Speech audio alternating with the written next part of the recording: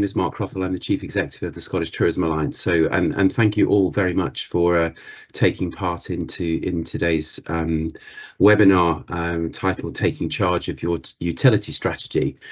Before I hand over to our speakers today, I just sort of give a bit of background and a bit of introduction, but also some housekeeping rules as well, just so we know where we're at. First of all, I should say that the session is actually being recorded, and so obviously for those of you that may not have picked up on everything that was being said or whatever, you can go back to it at a later date. We'll put it up on our web page. But we're absolutely delighted to bring this webinar together. It was very much needed, I think, and in response to the number of challenges that we know the sector is facing, both in respect of just rising costs and how it's impacting their business, but also even before that, we've always wanted to try and provide guidance and best support and advice to businesses of how you can all improve your efficiencies and your bottom line. So, I'll do a bit of an introduction, as I say, to eyebright in a minute, but just so we can ensure that the meeting runs on time, if you could just, as I say, remain on mute there, and if you have any questions, most importantly, if you could please use the chat function.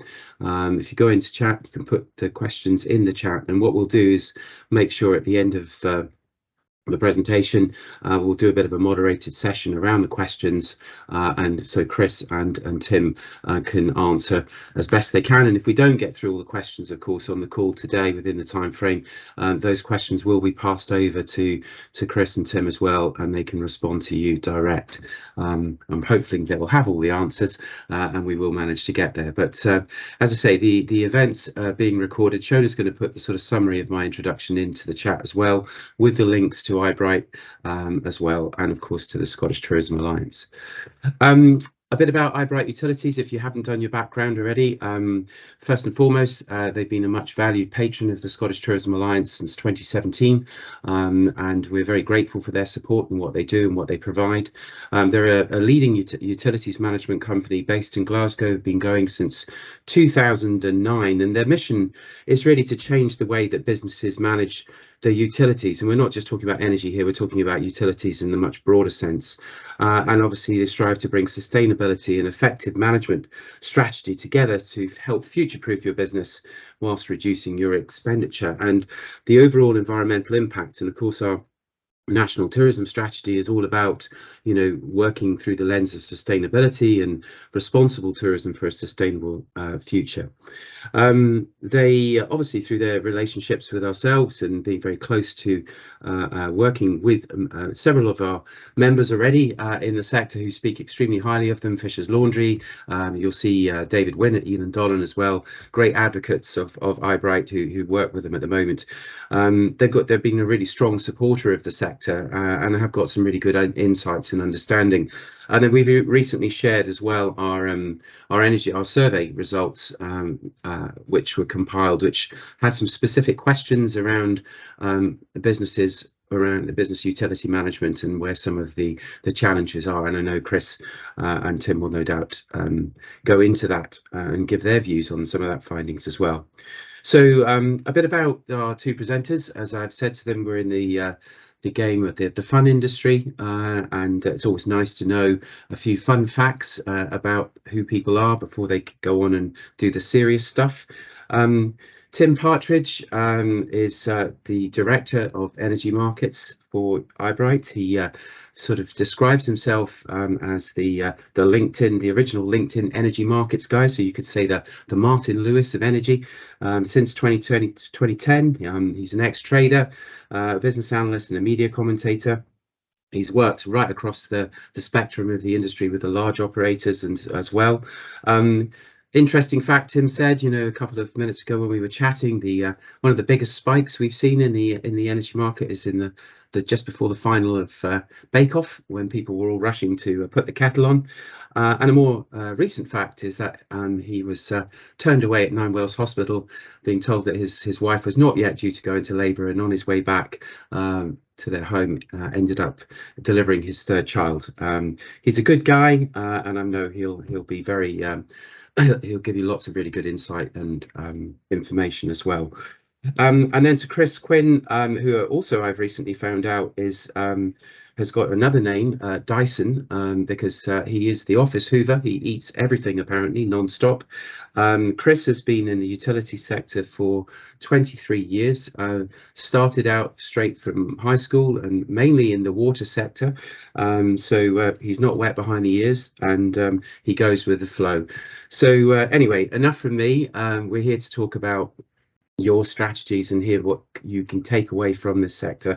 So I'm not sure which of you guys are going first, Chris or Tim. I'm going to hand over to you, and thank you all again, and please do put your questions in the chat, and we look forward to hopefully being able to answer as many of them as possible at the end of the day. So Chris, I think it's you first, is it? Yes, it's me. Thanks Thank you, very Mark. I'll also just share a presentation now, if that's okay.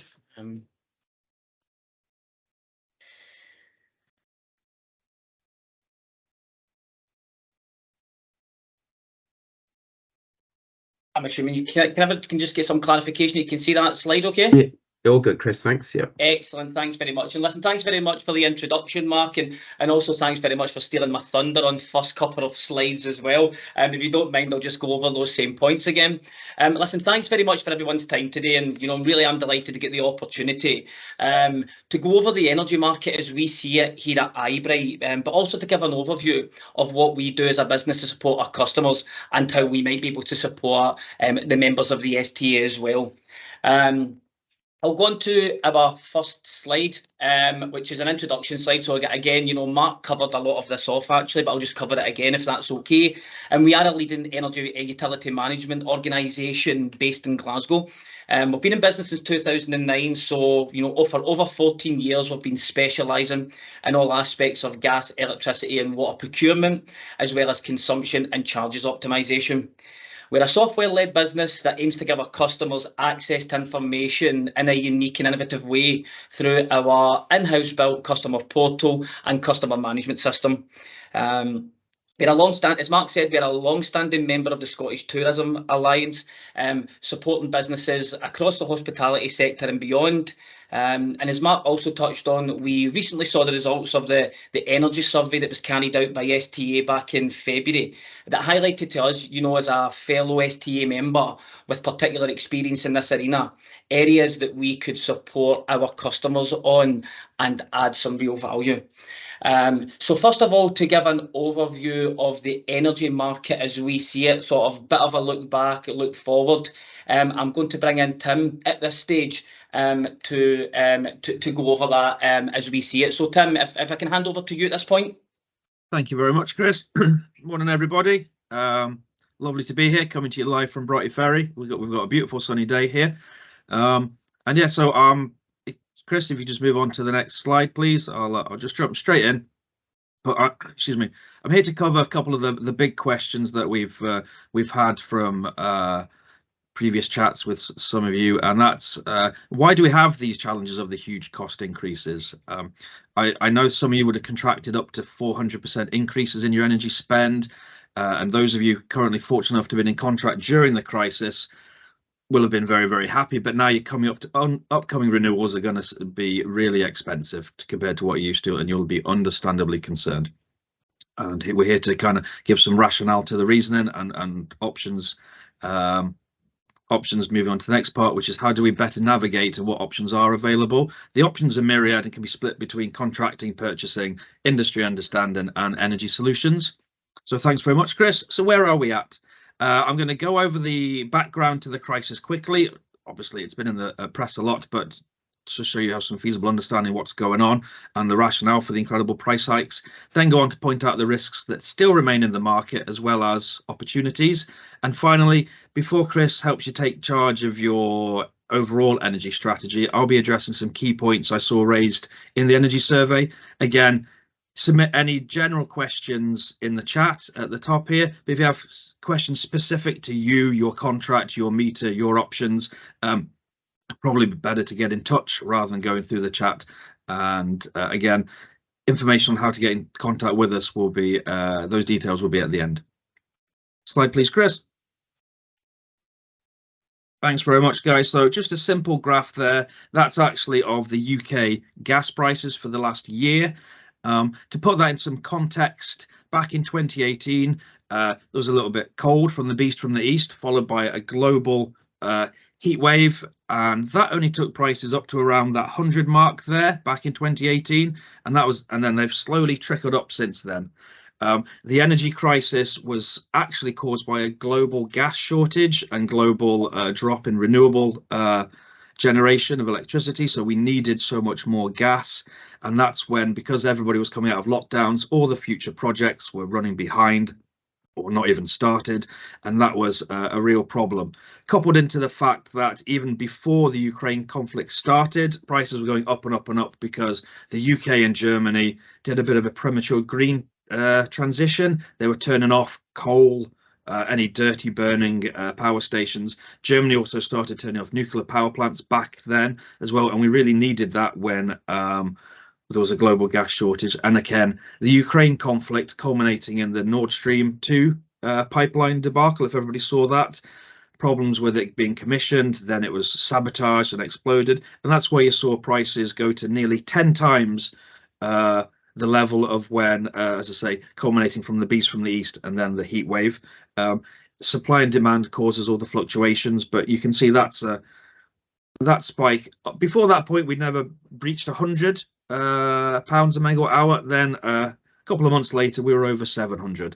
The increases were really unprecedented, and there was prices of increases in prices up to 30% a day. It's really unheard of. So it's nothing I've ever experienced before in my 20 years of the industry, and I'm hoping we never get that again. Now, the outlook from that massive peak, and if we kind of look at the start of 2023, you'll see that prices have been sliding down. Now, back when we were at the height of the problems, unit rates in contracts were around 100 pence per kilowatt hour, which I'm sure if you guys see your bills is eye-watering. Come to the start of 2023 and we were dropping down from 40 pence a kilowatt hour, which is great. And today in the market, you can see rates of around 30 pence a kilowatt hour, just above maybe. It all depends on your specific profile. So prices have come off, that we're nowhere near where we used to be, and your renewals will be looking around 30 pence, as I say. So what do we need to look out for? Pleasantly, prices have been sliding from that peak, which is great, and we're dropping around 1% a day on average. Again, we can have days where prices go up. It does fluctuate, but the generic trend is down. So anything you can think of, that risk will already be factored into these prices. So we're slowly sliding down into summer, and we should continue to see prices come off for the foreseeable couple of months. That's my forecast. Again, there's no guarantees there, but the fundamental and technical analysis shows that the weakness is entering the market, and especially as if the UK temperatures continue to rise slightly. We were thankful for a very mild winter. However, across on the continent, we've got heat waves, and again, that raises demand for electricity for all the aircon. And again, if there's no wind blowing, where do we get electricity from? We need gas to make electricity. So there's an intrinsically linked couple of commodity markets there, which are on a slide. Now, the largest risk we have at the moment is the upcoming winter session. It's hardly trading at all in the market because players and traders are so wary of what could be in there. But we have the added benefit of the EU's new energy strategy mandate, where gas in storage has to be at a certain level heading into winter. That will maybe not help prices come down during the summer as much, but then on the mitigation side, means that prices through the winter shouldn't be as volatile, and we'll get to see hopefully see that your contracts start to reduce in cost. Thank you very much. Now, how do we link all that into what's going on in your world? I don't want to take up too much time because we really want this to be an interactive Q&A session, but looking at the survey results, I got a real feel for the tough times the hospitality sector and everybody's been through recently, following through the lockdowns and then an energy crisis. You must think that these risks and increasing prices are never ending. So the wholesale cost is coming down, and that's a benefit for you. We do need to be very mindful that the wholesale cost only makes up about 1/3 or just more than that of your total unit rates. So the other 2/3 are your non-commodity costs. Now, These are specific to you, your meter, your usage, and what you do with your energy. But these are generally trending upwards and could be seen to be more than 3/4 of the price in the next couple of years. So it's very, very important you understand these and understand what's going on.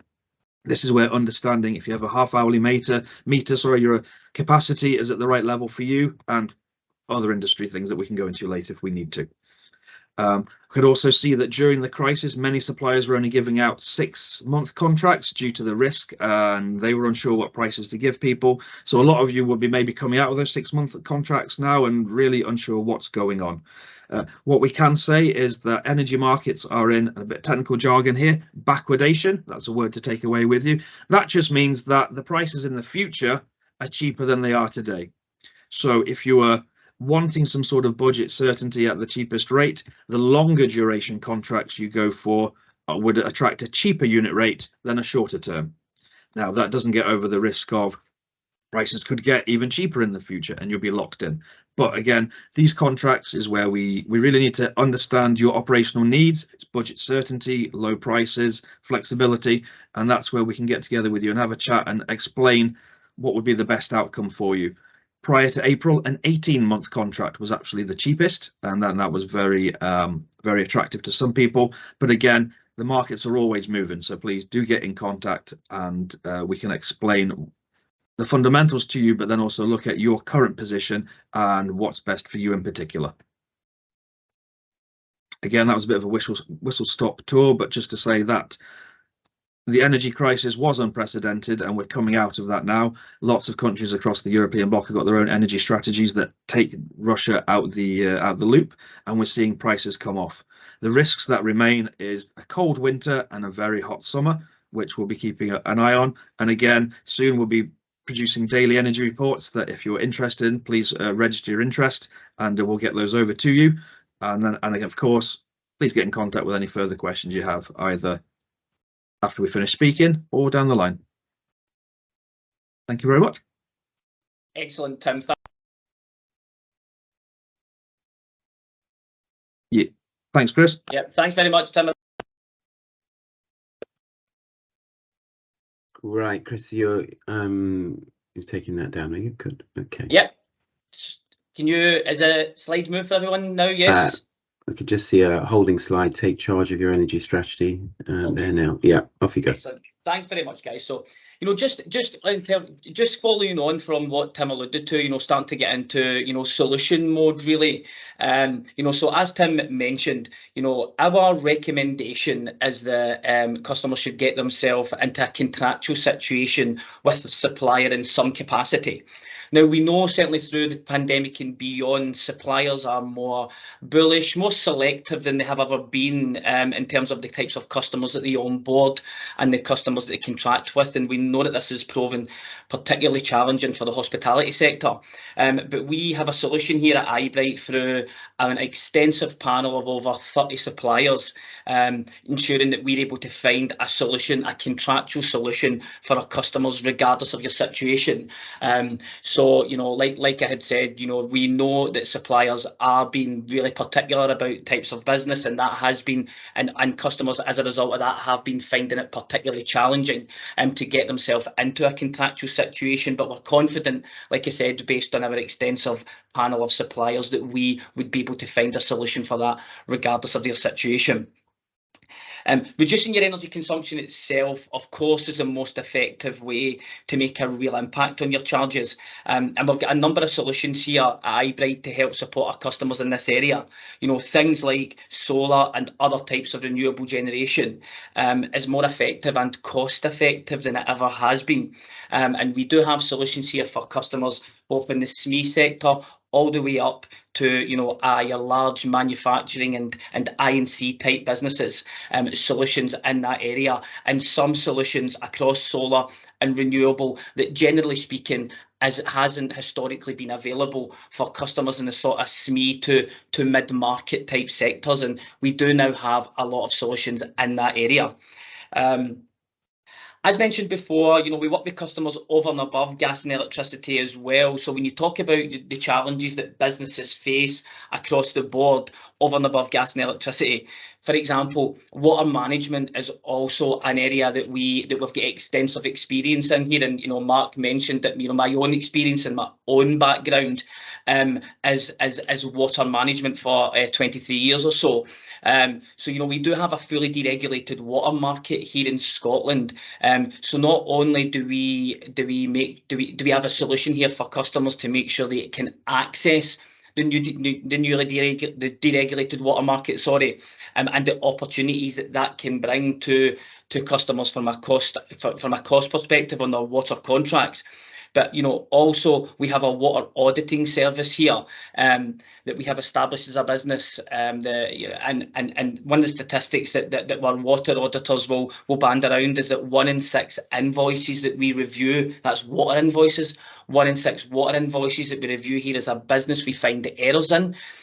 Again, that's kind of a typical characteristic of which was once a monopoly marketplace.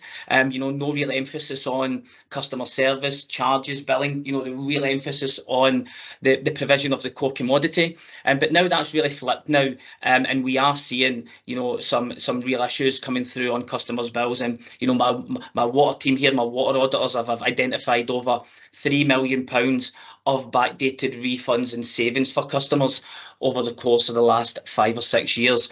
So real areas for efficiency and cost reduction there as well. So when you talk about what we should be considering, so like Tim has mentioned and I mentioned on the earlier slides, getting yourself into a contractual situation is one of the core recommendations as far as we see it. And also ensuring that you are taking advantage of the government energy bill relief scheme. We know there was a particular scheme up to the 31st of March there put in place. There's a new scheme from the 1st of April that is not quite as lucrative as the first scheme, but there is certainly areas for an opportunity there for some cost reduction, and we would be looking to make sure all of our customers are taking full advantage of the energy bill relief scheme itself. If I can just jump in here, guys. So I spoke to a lot of customers who remained on out of contract rates, waiting for them to come down before they locked into a contract, which can work out well for you, but can also be dangerous. Suppliers can increase out of contract rates at any given moment without notice. So that's they do that to cover their own back and their own hedging. So it's very important that you stay in a contract, not just to get the larger part of the EBDS discount, but also to mitigate any suppliers up in their prices, and then you don't have a foot to stand on. Thanks, Chris. Thanks for that, Tim. That's appreciated. So as I say, moving on from the contractual situation and the energy bill relief scheme, we make a point here around check your standing charge, but it doesn't just extend to checking your standing charges as an important part of your invoice, and quite often a significant part of your invoice. But what we're seeing is make sure you are reviewing all aspects of your invoices to make sure your bill is completely accurate.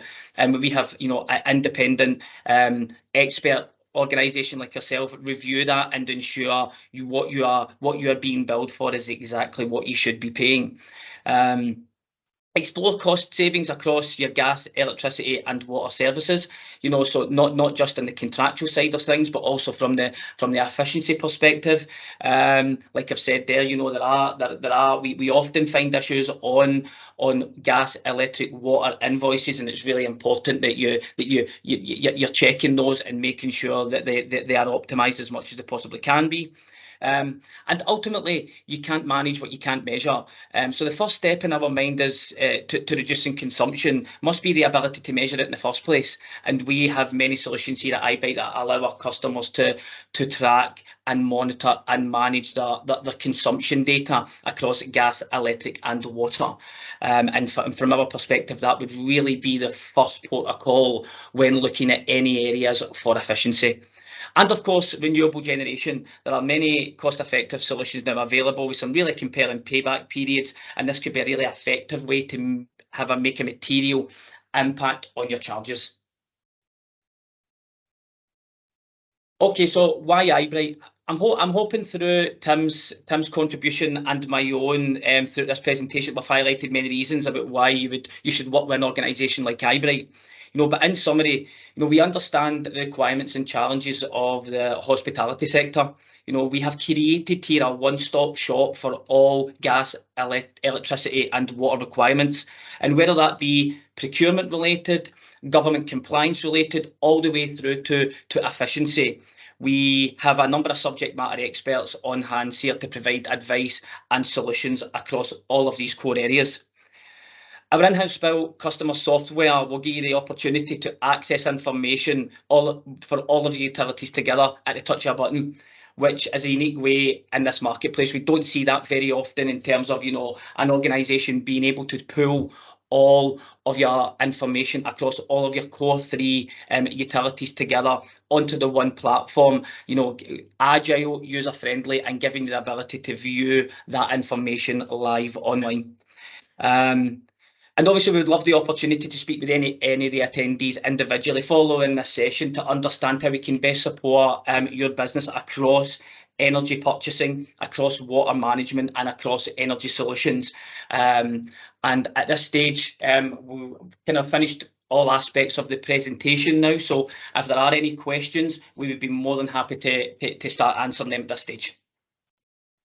Chris, Tim, thanks very much for that. I think, Chris, you've probably got enough energy for the whole of Scotland, possibly down to the fact that you eat as much as you do, but a lot in there. And I'm very conscious that we've got a really wide range of diverse business owners, operators on the call today, whether you're from holiday parks, self-caterers, hoteliers, publicans, etc. So and no doubt many of you will be in different places as well.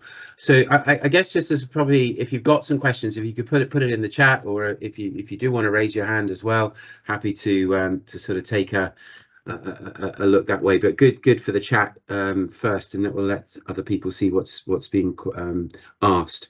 I mean, as a rough guide, Chris, I mean, what would you say is an average sort of saving per client that you work with once you've sort of taken them into your world? And obviously there are other organizations that do similar, but the benefit of working with a specialist company like yourselves, and I know, I speak for Scott Ingalls, who's the commercial director of Fisher's Laundry. Many of you will know who Fisher's are. Scott's on our board, and I know they're one of your major clients, and they went to you following the relationship being established, and have witnessed huge savings as a result of your intervention. And David Wynn the same. But as a guide, roughly, what would you expect to? I mean, it's a tough question. I mean, I don't. Hopefully, this is not a politician's answer here in many ways. I mean, it is a tough question, Mark, because we do work with customers across a wide spectrum of sectors, across a number of different sectors, and indeed from the SME, small corner shops, all the way up to large manufacturing I&C type businesses. You mentioned Fisher's there as an example.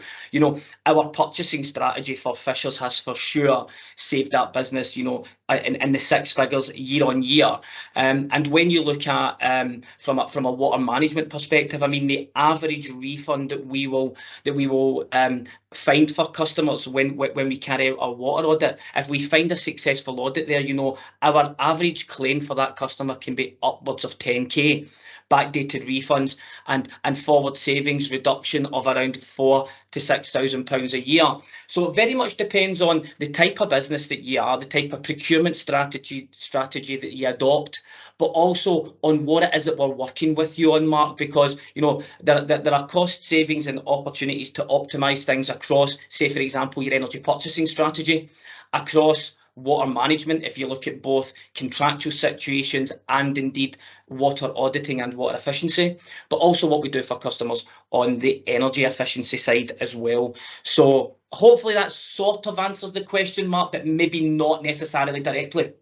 Yeah, so there's definitely a career for you in Holyrood, but thanks for that. Give you a reasonable spread, and obviously the savings, as you say. I mean, cash is king, and we know that that bottom line is really stretched and squeezed, not just through energy, but also through food inflation and everything else that's coming our way. So being able to get reimbursement of money to try and use that to offset other cost pressures or invest in the future product is really important too. Yeah, that's a growing area for us as well, Mark. The water management aspect and the water auditing is a growing aspect for it. We find so much in that area, more than ever before, customers being overcharged, and there are some areas, not just in Scotland but across the UK, that we find are hotspots, for example. And it wouldn't be strange for us to find overcharges somewhere 50, 60, God forbid at times up to 100k a year of overcharges. So quite considerable, but again, it's all dependent on your size of business, of course. Okay, great. Thanks very much. Right, so we've got a question in the chat here from Peter. I don't know, Peter, what type of business you operate. Question is, do you have experience of working with the Business Energy Scotland scheme with regard to solar and battery installation? The answer to that, as I understand it, is no at this stage. Okay, that was a straight answer. Any recommendations of where that Peter might go to get some advice? Peter, I'm assuming that's what you're seeking to establish, or yeah, we can and I can certainly follow up. I mean, that's certainly an area that I can follow up with Peter separately. I'll get Peter's contact details, and we may even have a chat after this call, just to make sure. If there's an opportunity there, and if we should be speaking to these guys, then for sure we'd be doing that. Okay, great. Okay, and then we've got the lovely Ellie Lamont all the way up in Wick. I don't know how the world is up there today, Ellie. Hopefully the sun's shining. The cost for biomass fuel pellets for them in this particular instance has risen significantly by over 300% in the last couple of years. Do you include negotiations on this in your energy solutions in terms of procurement? Yes, we do. Yes, we do. So we would have a number of solutions for that as well. So again, if that's something we can have a separate chat about what that means specifically for who posed that question. But yes, we have a number of different solutions on that area as well. Okay, that's great. I mean, obviously, the aim is to try and get as many businesses to green their business as much as possible over the coming years, and that transition piece is, of course, going to be really it's challenging for many. There's costs involved, of course, and it's how do we make sure we can find best solutions as well. I'm going to go to Alistair Danton next. Alistair's the Chief Executive of Sky Connect. So getting response from suppliers to install smart meters, if you're based in a remote location, is a real challenge. And obviously being up in Sky, do you have any advice that you could offer on that front? I mean, we have a team. Of course we come across similar challenges as well when trying to influence that on behalf of our clients as well. I mean, we have here, all I can say is that we have escalation points of contact with suppliers, and we have a team of people here in the background operationally that would work with our customers and really hold suppliers to account for timescales and getting these type of things installed on behalf of customers. So I think our approach here, because of the extent of our business, because we are a leading organisation, we have kind of a clear defined points of escalation, links in with suppliers, and we don't tend to follow the similar route to say, for example, maybe customers would individually when engaging with suppliers on this type of thing. So whilst we do know that can be problematic from time to time, it's less of a problem here because of the approach that we take for our customers and the links that we have with suppliers in the market. Okay, so I mean, I'm guessing here, but potentially some of the challenges, is that down to labour availability as well in those markets and struggling to find the necessary workforce to do that bit of activity? Absolutely, Mark, and we see that not just, for example, smart meter rollout, but we do see that across the board when acting on behalf of customers across a number of different spectrums, that suppliers are running their business with threadbare resources at times. And that as an impact has an impact on, say, for example, service level agreements and their ability to turn things round on time for customers. Okay, thanks for that. Sorry, just jumping in there as well. The smart meter rollout was delayed, one by COVID, but then number two, following that, there were large supply chain issues and actually getting the component parts for the meters. So a lot of suppliers were playing catch up, but we understand about the remote location and suppliers. They want to do things that are easy for them, but yes, we can absolutely help with explaining the situation to the suppliers. So again, the sort of relationships you have, you're having a sort of different level of engagement than the average consumer would. So Tim, I think this is a question probably for you. You touched on it earlier. Standing charge increased hugely over the last year. Is there a reason for that, and do you anticipate it going down? Yes, there is a reason for that, David. So number one, come last April, there were whole new charges from Ofgem put into the standing charge. It was called the targeted charge review. It impacts you, bless you, Jennifer. It impacts you, number one, on how much you use, but number two, when you use it. So number one, they are increasing and will continue to increase correctly as time goes by. As I said before, the non-commodity costs are forecast to continue to increase. This is where the government recoups costs for distribution and transportation, but also levies all of the green components. However, a lot of standing charges are being investigated. Ofgem have asked the Department for Energy Safety and Net Zero to now look into this, because there were quite a few suppliers over-egging some of these charges, potentially as they were losing value on the unit rate thanks to the other government schemes. That's still being minded by the government, and any updates on that we'll let you know. Okay, so then a bit more chat around smart meters. Paul here, we've 2 electric smart meters which are not being auto-polled by our supplier. Results in some months of us have been overcharged and CCL being applied. Is there a way to force suppliers to fix and replace faulty meters? I know mine goes offline every now and then, and I'm being asked to report, and if I miss it, of course, then there's a bit of catch-up that bites you in the backside.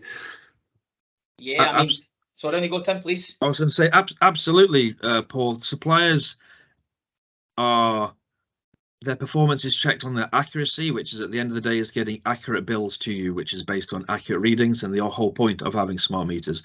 So your data collector should be aware of any instances. If it's not being flagged, if you're a customer of ours, we can approach the supplier on your behalf. We can't if you're not a customer of ours. We have to have that say so. So number one, talk to your supplier. If you have a bespoke data collection agreement, it would be through the data collector rather than the supplier. Okay, and the next question is from Gina, who I assume from reading the question here is rents out properties in the self-catering sector, and obviously tries to control the guests who go in and no doubt just whack everything up full tilt when they walk in the door, and obviously the bill it becomes quite heavy. So I guess, you know, any advice on communicating with holidaymakers to reduce consumption? I think, Gina, that's probably very much back down to us, and there's a lot of good guidance, and I think hopefully the trends in travel and asking people to be more considerate around their consumption and the planet is something that I know many businesses do have various comms inside the properties, and whether it's in hotel bedrooms or otherwise. But have you at eyebright perhaps got a sort of a guide that you could perhaps recommend gets put in as a best practice approach, and what else could Gina be doing as well that might assist, apart from locking them in?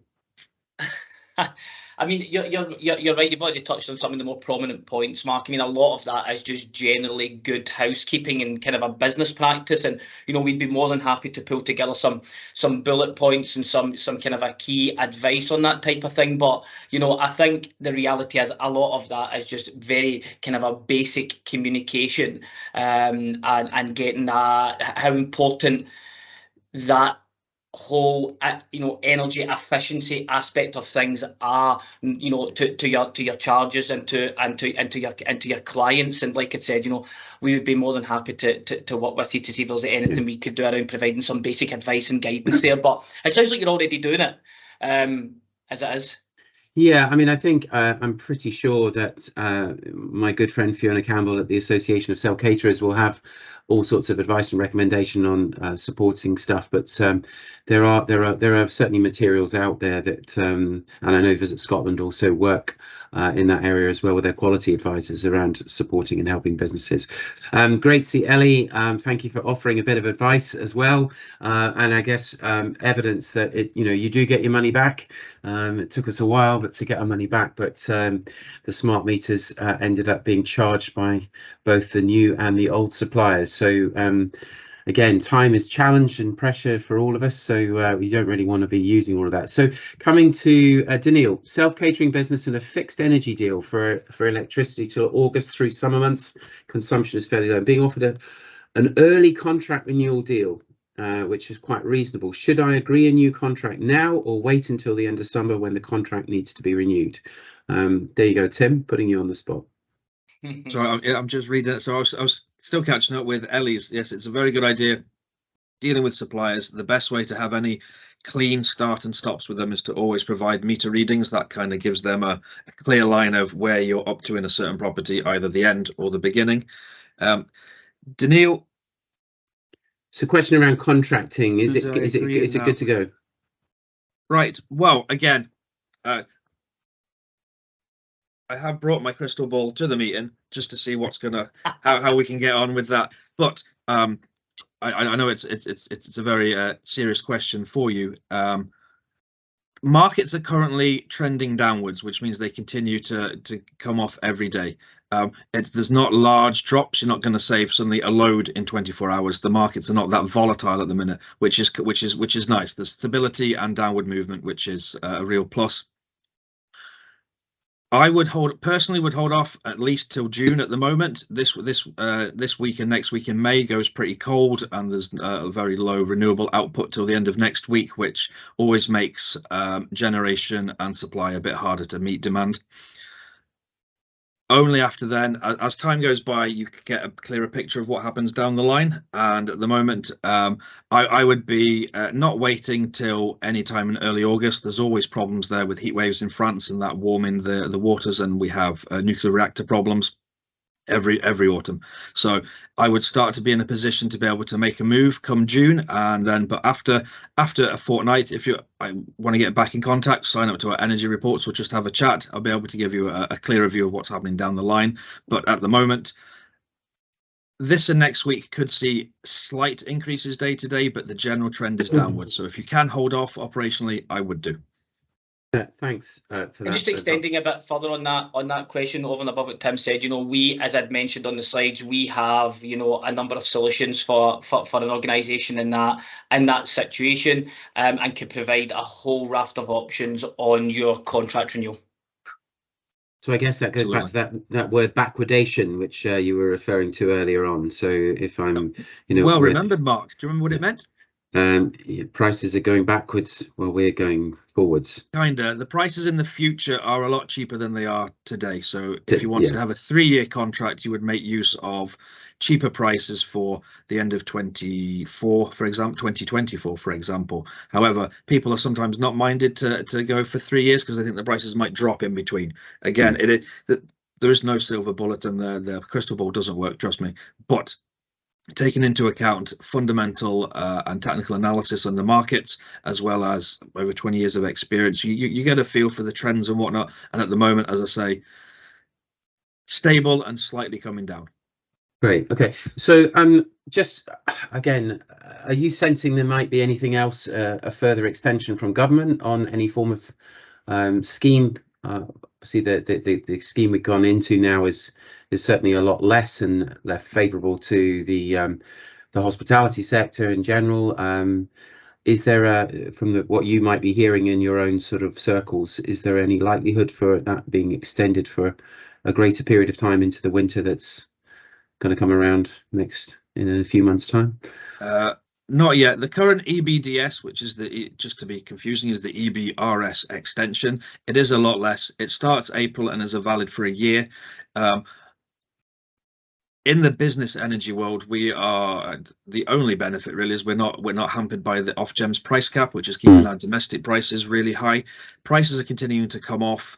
The market it's not back to where it was, and I personally don't believe it ever will get back to pre-crisis levels due to the electrification of the grid. So much more generation, so much more change in the energy makeup from taking Russia out of the equation and new gas projects. So prices will be coming down. I don't believe the government is going to offer any more scheme and advice, but again, just because the current scheme is so low and goes out for a year, I'm expecting prices to have returned to around the new normal by then. And again, it's a way you really must navigate the markets, as in being prepared to be able to get a contract when it's favourable and having plans in place if you can wade through anything that's unfavourable. Yeah, great. I mean, the other thing you touched on earlier, I think at the outset, is some of the challenges around some of the suppliers not extending credit to businesses in our sector, particularly some of the smaller operators. Are you seeing a shift there as well? And if so, there's a slight shift during the lockdown. People like Gazprom were very harsh and didn't even take on any retail or hospitality contracts. That's terrible. Hospitality and other related environments are attracting higher risk premium. That's what suppliers call it when they add in more price. That's because of they're unsure of these businesses if they're going to continue, because if they buy the energy for them and they go out of business, there's I don't know, there's losses there for the supplier. Security deposits for industries in jeopardy should be expected.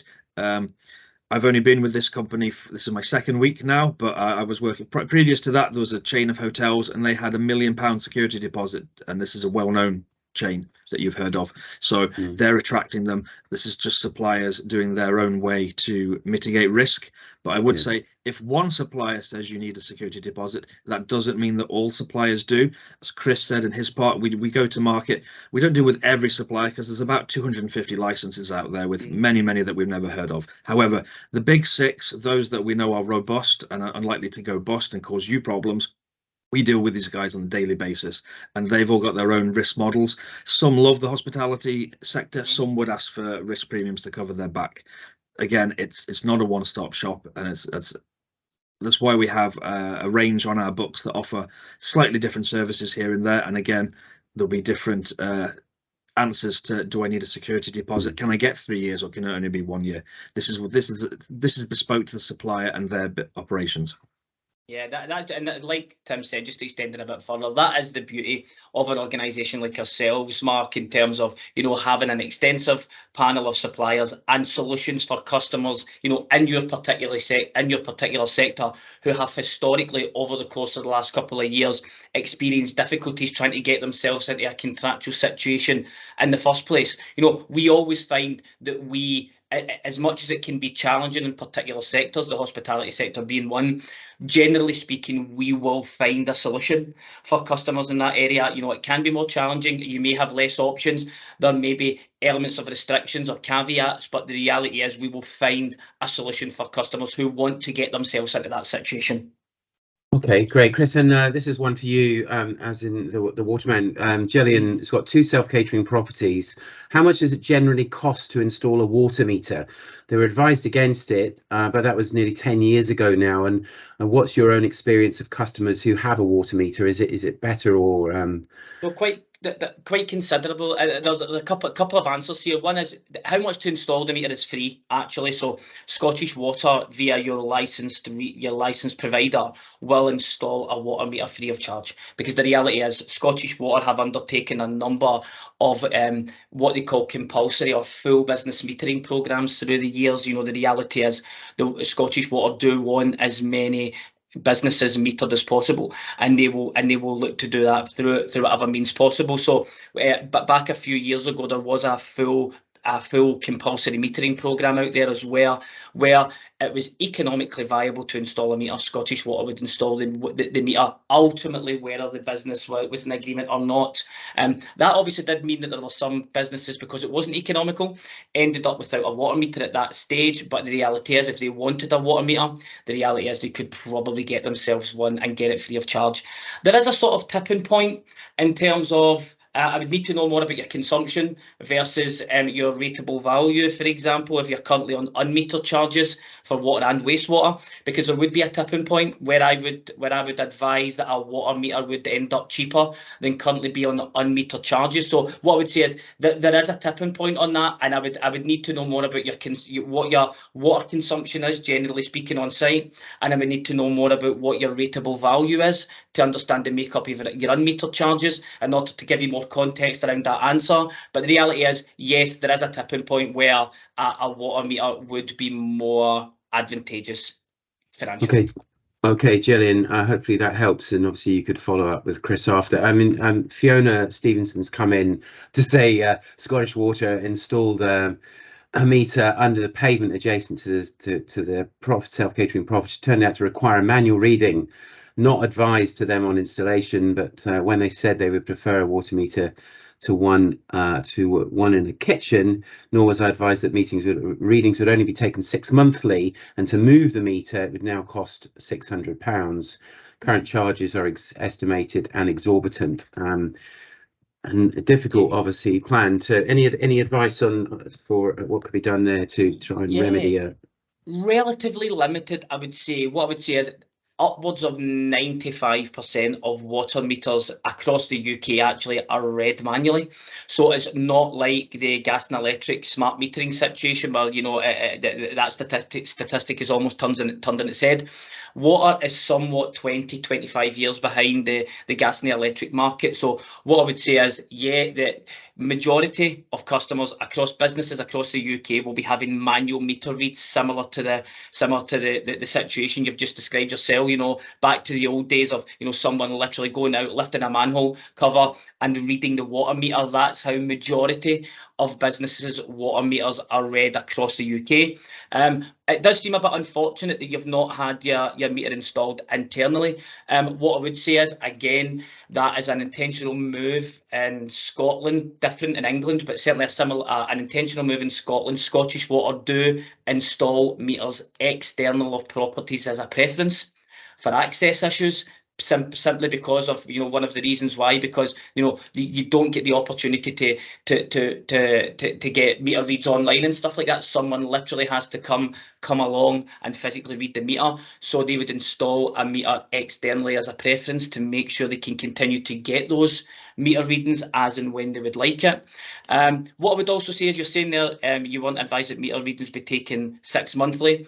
That is the minimum license requirement from a licensed water retailer. So whether you're with one of the licensed providers, Business Stream, you know, any of the others out there, the minimum requirement that they've got to do in terms of their licensed conditions is to take 1 meter read per year. So the fact that you're getting them 6 monthly, you're almost getting a bit of an enhancement to that, because the minimum is 1 per year. What I would say is that, you know, regular meter reads, monthly meter reads, for example, is a possibility. And if that was something that you wanted to look at going forward in order to, you know, get a handle on your consumption and indeed get more accurate bills, we can partner you up with a supplier that would do monthly meter reading for you rather than annual or biannual.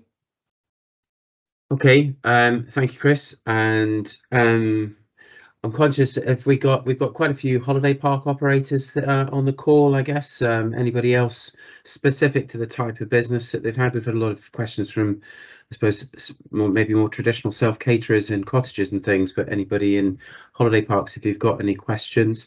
From a domestic point of view, we're obviously sort of sitting there around dual purchasing, gas, electric. Does that tend to offer a better deal than buying the energy independently of each other?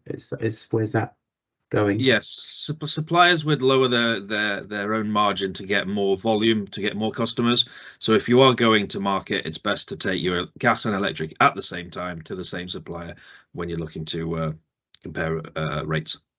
Okay, and the other thing, I guess, as well, is that we've potentially got, we have got owners of businesses on the line who've got more than one single property. Maybe they operate, you know, a cluster of self-catering properties, possibly in different parts of the country as well, maybe not too far away. But is a group purchasing option there for a self-catering community? I mean, hotels we've talked about, obviously, when you're looking at a big corporate chain, but in a smaller business sense, is that a viable option and something that could be done? Absolutely. So the two solutions there. One is obviously if you yourself have a lot of different sites, whether they're self-catering, any type, just different meters in different places. Again, I would take them all to the supplier at the same time, because it's more appealing to the supplier. What we as a business are looking at doing is looking at ways to open up better opportunities to our clients, and that where Chris alluded to the different types of contracts that are available out there in the market. Fixed contracts, like your fixed mortgage, is available to everybody, whereas a flex contract is a bit more like a variable mortgage where you can track the markets. This is where you don't put all your eggs in one basket and can buy your energy as you go. That's only really available to certain customers of a certain size. There is barriers to entry there around a 5 gig or a 5 million kilowatt hour annual usage. Some little customers don't have that on their own, but what we're looking at doing is being able to pool people together and have what's called a group buying or a basket. And where we are just starting negotiations now with suppliers to be able to go to market, and if you or your building can't get a flex contract on your own because you're under this threshold, by pooling lots of similar-minded businesses together, we'll be able to attract a flex contract, and in the future be able to open this up and offer it to people if they want to join and become part of a flex buying group. Okay, that's great, Tim. I mean, we've seen examples, I think, of others doing similar. Years gone by, broadband was a great example of, I think, up in certain parts of Perthshire, from recollection. We've literally just got a couple of minutes left. I mean, I guess firstly, I would say, you know, everyone on the call, whether you are a direct member or an indirect member, or of the STA, or not a member at all, eyebright, you know, is open to everybody and accessible to everyone. So please don't think that you have to be linked to the STA to access their services. It's quite the opposite. It's about us making sure that you're aware of, you know, businesses out there, and of course, you know, there are many other organisations that that offer similar, but taking professional advice and guidance in a market that is quite complex, I think is something that is wise for us all to do, given the challenges of cost pressures coming in from far and wide, and biting us in the backside. And I think, as Chris said in his other bit, you know, it's a fantastic industry to work in, but it's very confusing if you work outside of it. And I think for us, certainly speaking from my own experience, it is quite a confusing sector, and taking guidance from you guys is very much welcome. So on that note, I can't see anyone else with any more questions. I'd just like to say thanks to everybody for joining the call today. I hope you found it useful. And of course, if you do have any other questions still that you might have wanted to ask or forgot to, or want to think a bit further, having heard what you've heard today, then the contact details for Chris, Shown has just put them in the chat there. And of course, if you've got any other questions for us as the Scottish Tourism Alliance as well, if you're not following us on our getting our news updates, etc., please do sign up on the website. You'll get all the updates on our own activity of our interactions with government and other policy matters that are coming up. We of course work very closely with all of the trade bodies. Again, gents, Chris, Tim in particular, thanks very much for your time today. Very, very useful for me too. And it would be wrong for me not to also say thanks to Shona, who works in my team in the comms side and behind the scenes here, has been sort of pulling everything together and making sure that this has gone as smoothly as it should have done. And of course, allowing me to chair it to a bang on 1 hour at 12 o'clock and get you away for your lunchtime cup of tea. Thank you all again.